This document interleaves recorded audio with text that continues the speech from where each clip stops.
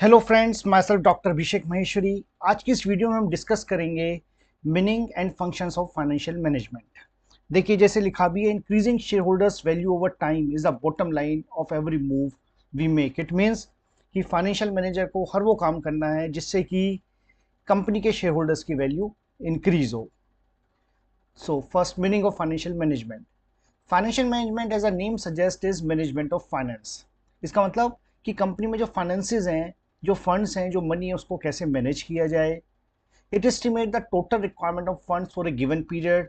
Given period means suppose in the coming 1 year, 2 year और 5 years हमें कितने funds की जरूरत है। And financial management raises fund through various sources both national and international, keeping in mind the cost effectiveness, कि हमारी cost of capital भी कम से कम हो। और they are various sources now days कि हमें कौन से फंड्स कहाँ से मैनेज करने हैं। It is A managerial activity which is concern with the planning and controlling of the firms financial resources. और फाइनेंशियल मैनेजमेंट जो है, ये एक मैनेजरियल लेवल की एक्टिविटी है। जनरली इसको टॉप मैनेजमेंट करता है या ज़्यादा से ज़्यादा मिडिल लेवल मैनेजमेंट करता है। लोअर लेवल मैनेजमेंट एफएम में पार्टिसिपेट नहीं करता है, क्योंकि यहाँ पर जो डिसीजन लेने हैं वो ये लेने हैं कि कहाँ से फंड्स हमें रेज करने हैं और कहाँ फंड्स इन्वेस्टमेंट करने हैं। तो ये मैनेजरियल लेवल एक्टिविटी का सब्जेक्ट है। Now functions of financial management. तो फंक्शंस को ब्रॉडली हम तीन तरह के डिसीजंस में डिस्ट्रीब्यूट करते हैं। Number 1, investment decision.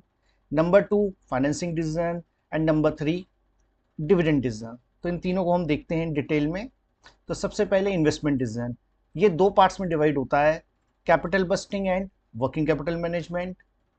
Financing decision तीन पार्ट्स में डिवाइड होता है, cost of capital, capital structure and leverages. और डिविडेंड डिसीजन में आते हैं डिविडेंड पॉलिसी हमारी क्या हो और रिटेन्ड अर्निंग्स क्या हो। तो इन सभी को हम डिटेल में समझते हैं थोड़ा सा। तो सबसे पहले इन्वेस्टमेंट डिसीजन।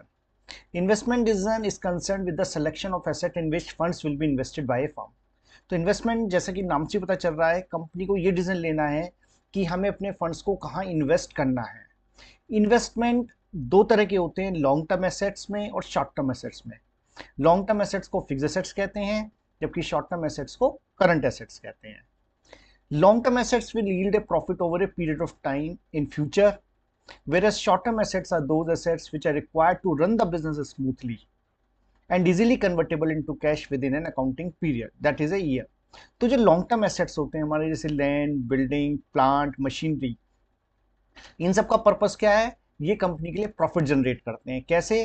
क्योंकि इनके थ्रू प्रोडक्शन इंक्रीज होता है। जब प्रोडक्शन इंक्रीज होगा तो सेल इंक्रीज होगी, सेल इंक्रीज होगी तो प्रॉफिट इंक्रीज होंगे। जबकि जो हमारी शॉर्ट टर्म एसेट्स हैं, current assets like for example, इनका पर्पस क्या है? ताकि बिजनेस स्मूथली चलता रहे। For example, current assets include inventory, debtors, cash. तो एक बिजनेस के अंदर थोड़ी बहुत इन्वेंट्री हमेशा चाहिए ताकि हम अपनी फैक्ट्री को प्रॉपरली चला सकें। और अगर शोरूम है तो हमारे पास एक स्टॉक मिनिमम चाहिए, सो दैट कि हम कभी भी स्टॉक आउट ना हो। इसी तरह as per the industry requirement हमें कुछ क्रेडिट में भी गुड्स सोल्ड करने पड़ते हैं, एज वेल एज हमें कुछ कैश अपने पास बैंक में भी रखना पड़ता है। लॉन्ग टर्म इन्वेस्टमेंट डिसीजंस को कैपिटल बस्टिंग कहा जाता है, जबकि जो शॉर्ट टर्म इन्वेस्टमेंट डिसीजंस हैं उनको वर्किंग कैपिटल मैनेजमेंट कहते हैं। सेकंड है हमारा फाइनेंसिंग डिसीजन। फाइनेंसिंग डिसीजन का मतलब है कि हम बात कर रहे हैं capital structure of the firm की, कि फंड्स कहाँ से आएंगे। जैसे इन्वेस्टमेंट डिसीजन के लिए का मतलब होता है कि फंड्स कैसे कहाँ इन्वेस्ट करने हैं। फाइनेंसिंग डिसीजन का मतलब है कि इन्वेस्टमेंट के लिए फंड्स लेंगे कहाँ से हम। तो इसके अंदर हम डेट और इक्विटी के मिक्स को लेके चलते हैं, जिसे हम कहते हैं कैपिटल स्ट्रक्चर। तो capital structure means the mix of debt and equity. It must be taking into account the cost of capital, risk and return. It means company debt ले या इक्विटी ले, इससे कंपनी की कॉस्ट पे फर्क पड़ता है, कॉस्ट ऑफ कैपिटल पे, रिस्क के ऊपर और रिटर्न पे। तो ऐसा क्यों? क्योंकि जो डेट होता है उसकी कॉस्ट तो इक्विटी से कम है, लेकिन अगर कंपनी बहुत ज़्यादा डेट ले लेगी तो कंपनी रिस्की हो जाएगी, फाइनेंशियल रिस्क कंपनी का इंक्रीज हो जाएगा। तो हमेशा इन दोनों के बीच में कंफ्लिक्ट रहता है रिस्क और रिटर्न का, कि अगर आपने डेट को ज़्यादा यूज़ किया तो आपका रिटर्न तो इंक्रीज हो जाएगा क्योंकि उसकी कॉस्ट कम है इन कंपेरिजन टू इक्विटी, लेकिन आपका रिस्क भी इंक्रीज हो जाएगा। वहीं अगर आप इक्विटी का ज़्यादा यूज़ करते हैं तो उससे आपका रिस्क तो कम हो गया, लेकिन क्योंकि इक्विटी की कॉस्ट ज़्यादा होती है इसलिए आपका जो रिटर्न है वो भी डिक्रीज कर जाएगा। इसलिए so a proper balance should be maintain between debt and equity. तो फाइनेंशियल मैनेजर का ये इंपॉर्टेंट काम है कि वो एक ऐसा बैलेंस मेंटेन करे डेट और इक्विटी के बीच में, ताकि हमारी कॉस्ट ऑफ कैपिटल भी रिड्यूस रहे और रिस्क भी कंट्रोल में रहे और रिटर्न भी हमारा इंक्रीज हो जाए। और थर्ड डिसीजन है हमारा dividend decision. It is a major decision which is related with the dividend policy.